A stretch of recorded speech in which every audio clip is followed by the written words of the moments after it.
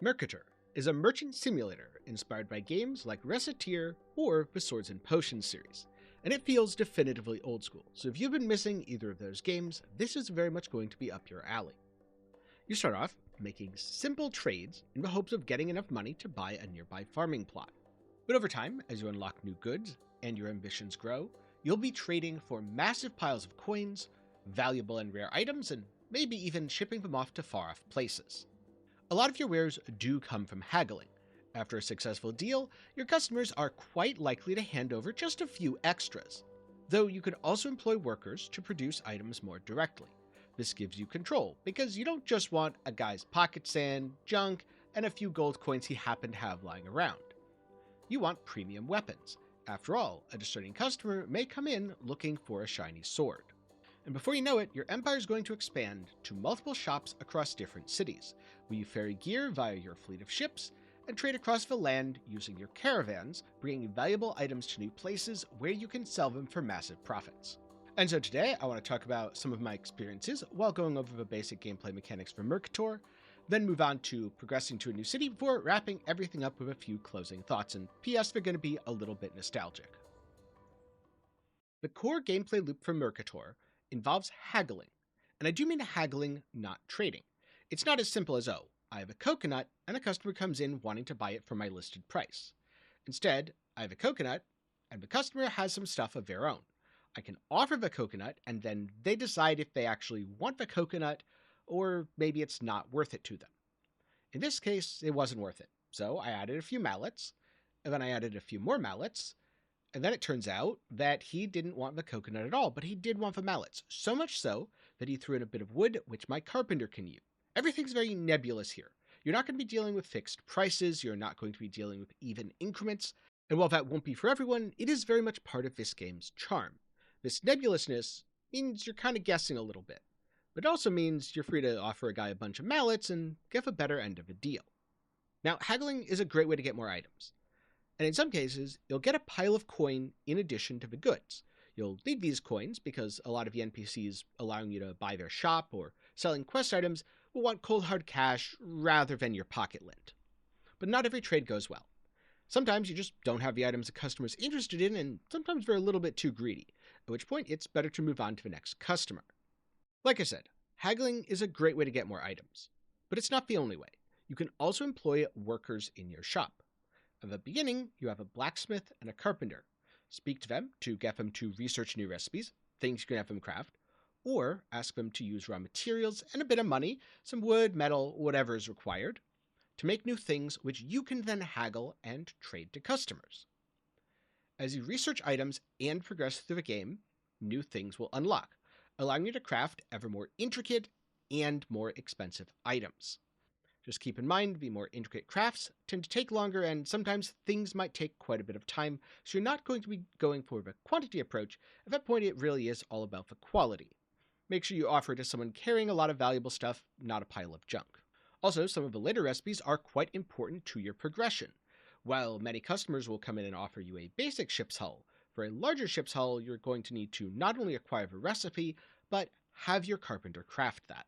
And personally, I found some of the goods that you can craft to be great options for haggling as well. A large chunk of my mid-game profits involved crafting gold bracelets and pawning them off onto, well, pretty much anyone who would take one. Yes, gold was a somewhat scarce resource, but for whatever reason, the NPCs gave somewhat ridiculous returns for these bracelets. But if you want to take a break from all the crafting and haggling, there are a few side activities as well. Like I hinted at in the introduction, you can buy a plot of land and try your hand at farming.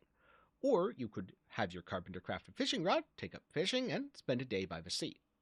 Fishing wasn't really for me. I did it once, there's some funny flavor text, but after that I never went back. I did end up investing quite a bit of time into farming though, because I found in the early game, pepper was particularly easy to produce in bulk, and it sold very well. This helped me build up a war chest that I needed to expand beyond the initial town.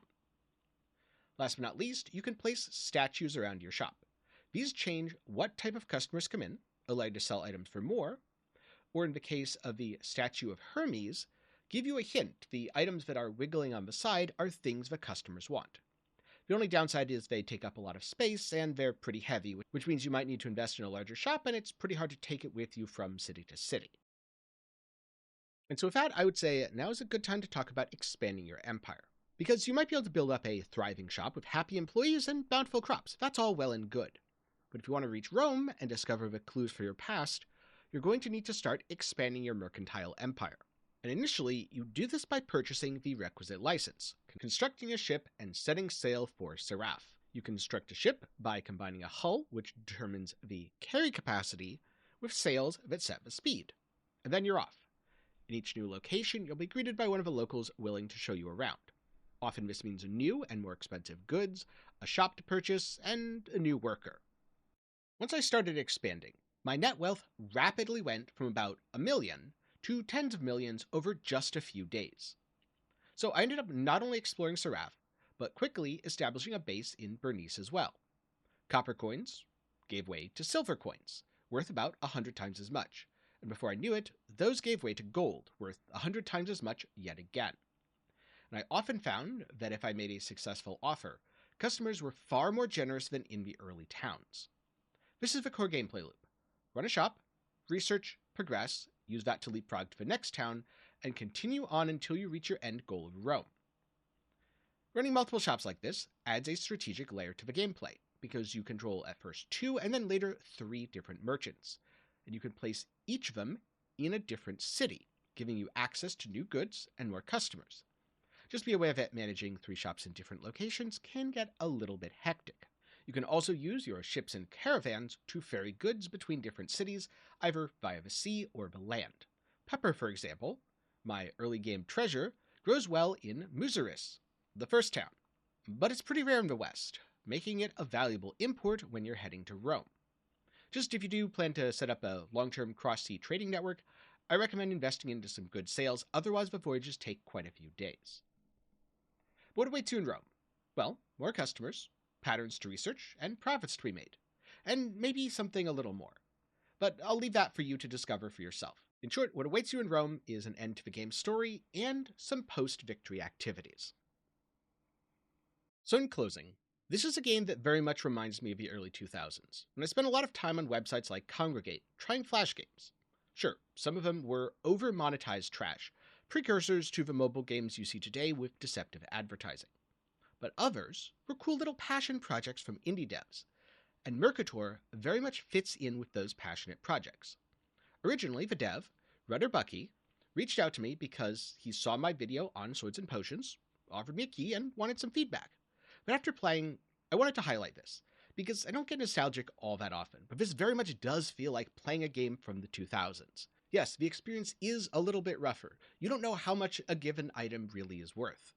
You also don't know how much it's worth to a random customer. It seems like a shiv in one city is very different from a shiv in another city. And since you're just offering or haggling, all of these values tend to be pretty darn nebulous anyway. But that's part of the charm for me, because I don't know the answers. I can't just make a spreadsheet and optimize and pick the best thing every time. Plus, it's a relatively short experience. In total, I think I put about 20 hours into the game, though that was split over 2 playthroughs. I think if you're going fast, you can progress through the entire story in about 10 hours or less. In fact, there is a game mode where you have about 50 days to beat the story, and if you don't, you end up losing and have to restart.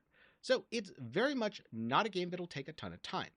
And so it's the sort of thing that's great to pick up when you have a long weekend and just want something to play.